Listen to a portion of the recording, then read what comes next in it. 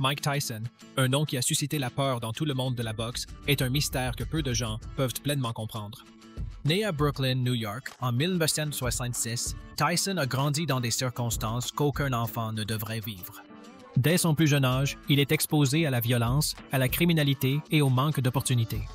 Plutôt qu'un enfant innocent, Tyson a vécu une vie remplie de difficultés et à l'âge de 13 ans, il avait été arrêté 38 fois. Avant de commencer, laissez votre like et abonnez-vous pour que nous puissions partager de nouvelles vidéos. Sans plus attendre, commençons. Sa jeunesse est hantée par des vols, des bagarres de rue et un avenir incertain. Mais tout cela finit par devenir un terrain fertile pour les monstres qui domineront plus tard les rings de boxe mondiaux. Dans les rues de Brooklyn, Tyson est façonné dans un monde de souffrance et de désespoir.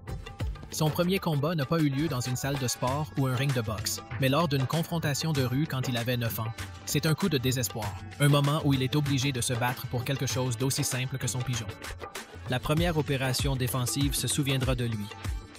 À ce moment-là, quelque chose a changé en lui et il a commencé à imaginer sa vie comme un guerrier qui n'abandonne jamais. À l'âge de 13 ans, la vie de Tyson prend un rebondissement inattendu quand il voit d'autres jeunes s'entraîner à la boxe dans une école correctionnelle. Fasciné par ce qu'il voit, il trouve quelqu'un qui deviendra essentiel dans sa vie, Custer D'Amato, un entraîneur légendaire qui reconnaît rapidement le potentiel de Tyson. D'Amato lui a appris l'art de la boxe et est devenu la figure paternelle dont Tyson avait besoin.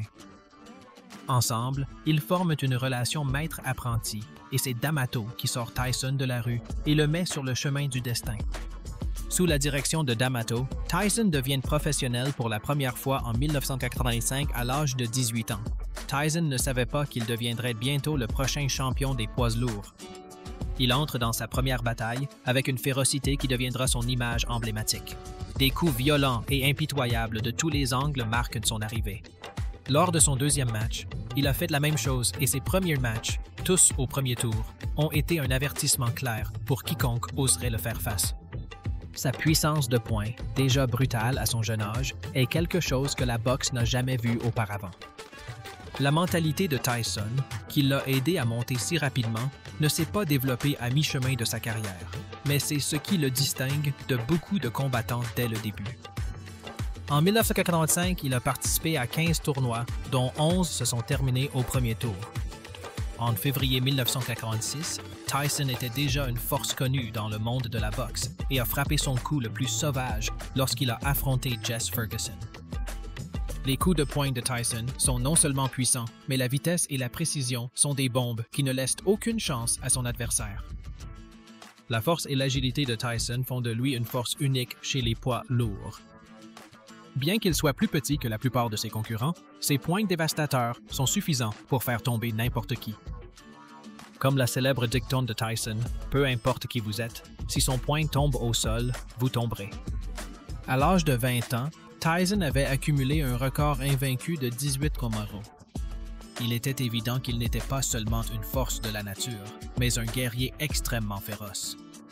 Puis il y a Mickey Green, un chef de gang avec un bon bilan, qui a décidé de défier la bête. Green, 31 ans, n'était pas l'adversaire de Tyson, alors âgé de 19 ans. Les coups sauvages et non entraînés de Green ne dérangent même pas Tyson, il les évite sans difficulté et joue avec son adversaire. La bataille s'est terminée par la victoire de Tyson, un rappel de sa capacité à commettre une violence brutale. Malgré sa férocité sur le ring, Tyson est un homme plein de contradictions. C'est une personne sensible et émotive qui pleure souvent, à cause de la nervosité, mais aussi de la transformation dramatique qu'il subit sur le ring.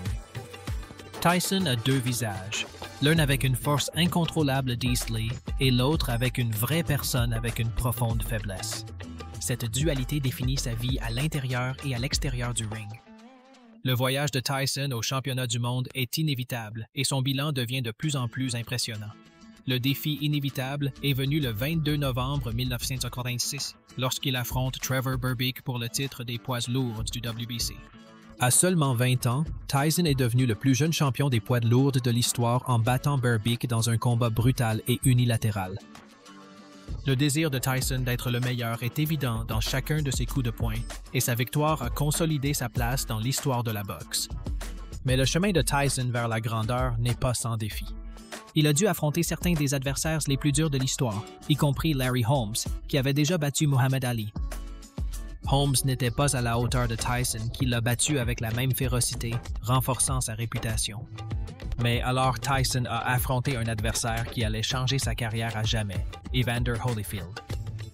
Holyfield s'est avéré être un défi difficile pour Tyson, révélant une faiblesse que Tyson n'avait jamais montrée auparavant. Quand ils se sont affrontés en 1996, Tyson a été battu par Holyfield. Sa frustration est devenue évidente.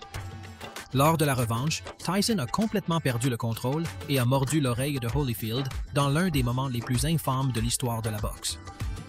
Les combats ont cessé et la réputation de Tyson a été endommagée.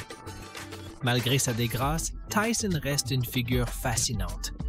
Sa carrière continue de se désintégrer alors qu'il fait face à d'autres revers, y compris une défaite humiliante contre Lennox Lewis en 2002.